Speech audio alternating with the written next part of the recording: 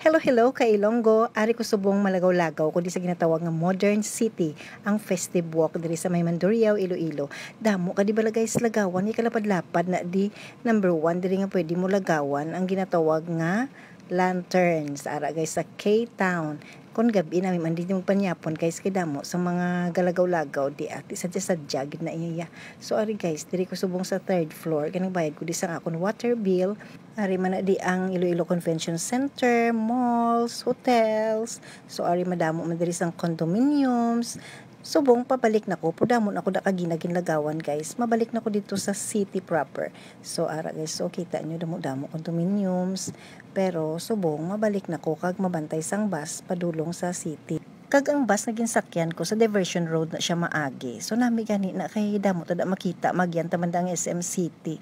So for the meantime guys, lantawan nyo bala ang bridge o di ba ka colorful. Salute gali kung sino man nagpaint, sinabalan ko grabe ang effort, di ba?